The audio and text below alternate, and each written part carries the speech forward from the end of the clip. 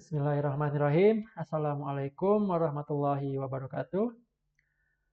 Kami dari kelompok 3 akan menjelaskan tentang jaringan syarah tiruan metode perseptron output OR. Kami beranggotakan Moh Irfan Sudajat dengan NPM 20 20 43500 220. Lalu saya sendiri Musa Al-Kazim dengan NPM 20 20 43500 146.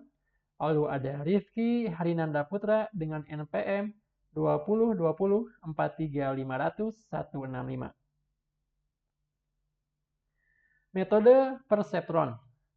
Perseptron adalah unit dasar dalam jaringan neural yang digunakan untuk membuat keputusan sederhana. Bayangkan perseptron seperti sebuah kabel pintar yang mengambil beberapa angka sebagai input, melakukan beberapa perhitungan, dan kemudian menghasilkan sebuah keputusan.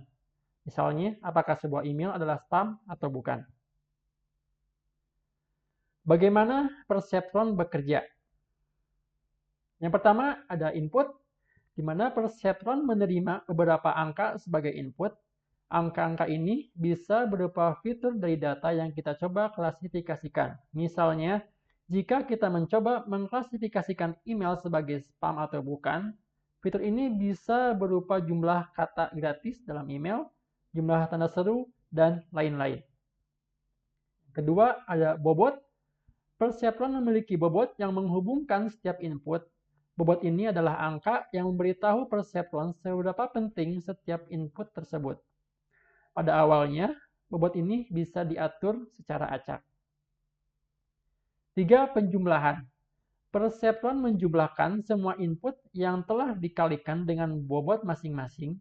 Jika ada 3 input, misalnya X1, X2, X3, dengan bobot W1, W2, W3, maka hasil penjumlahan ini adalah untuk perhitungannya penjumlahan sama dengan X1 dikali W1, yaitu input 1 dikali bobot 1, ditambah X2 dikali W2, atau input 2 dikali bobot 2, ditambah X3 dikali W3, atau input 3 dikali bobot 3. 4. Bias. Selain penjumlahan tersebut, ada satu angka tambahan yang disebut bias. Bias ini ditambahkan ke hasil penjumlahan untuk membantu mengatur keputusan perseptron. Nomor 5 ada fungsi aktivasi. Hasil dari penjumlahan dan bias ini kemudian dimasukkan ke dalam fungsi aktivasi.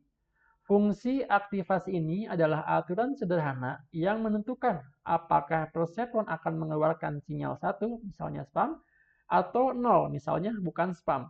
Fungsi ini bisa sangat sederhana seperti jika hasilnya lebih besar dari 0, keluarkan 1, atau jika hasilnya kurang dari atau sama dengan 0, keluarkan 0. Lalu ini adalah contoh penerapan perseptron.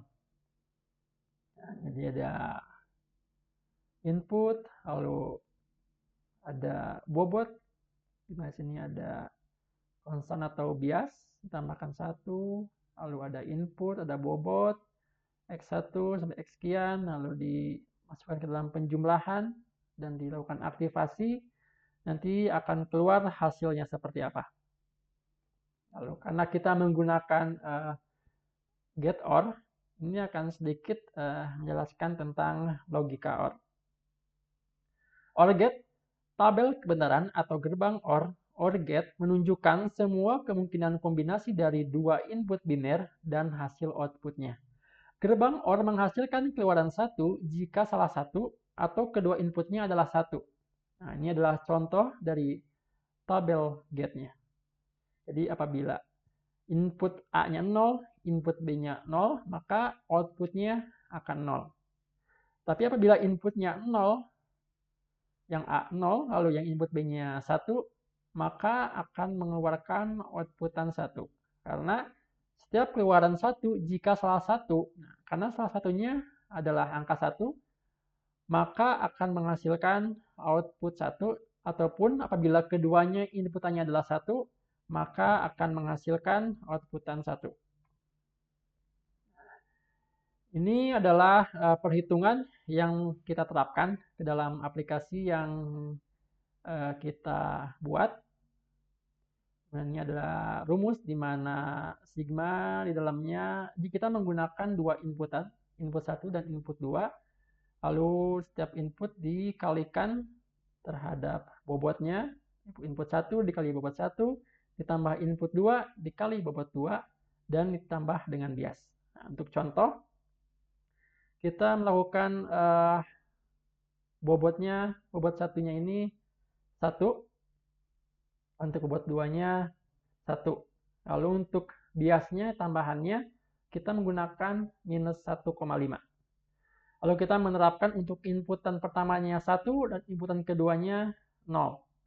Lalu lakukan penghitungan, di mana input 1 dikali dengan bobot 1, 1 kali 1 ditambah input keduanya 0, bobot keduanya 1, 1 kali 0, ditambah biasnya minus 1,5. Jadi untuk yang di rumus ini, yang di angka awalnya itu adalah bobot. Jadi W1, 1 dikali W1-nya 1, ditambah W2-nya 1, dikali X2-nya 0, ditambah biasnya minus 1,5, dan menghasilkan output minus 0,5. Lalu kita samakan dengan fungsi aktivasi. Nah, di mana apabila Y-nya ini 1 jika outputnya ini adalah lebih dari sama dengan 0, lalu akan outputnya 0 jika kurang dari sama dengan 0. Karena outputannya ini adalah minus 0,5, di mana angka tersebut adalah di bawah 0, maka outputnya tersebut akan menghasilkan 0, yaitu Y-nya sama dengan 0. Untuk lebih jelasnya, kita akan coba presentasikan demo dari aplikasi yang kita buat. Nah, ini tampilan awal atau tampilan yang kelompok kita buat, di mana kita coba masukkan tadi inputannya awal pertama ini kita kasih 1, lalu input 2-nya ini adalah 0. Lalu kita klasifikasikan seperti apa? Maka hasilnya 0 sesuai dengan perhitungan yang telah dibuat di dalam aplikasi. Seperti ini. Nah, karena hasilnya ini adalah minus 0,5, maka output yang munculnya adalah 0.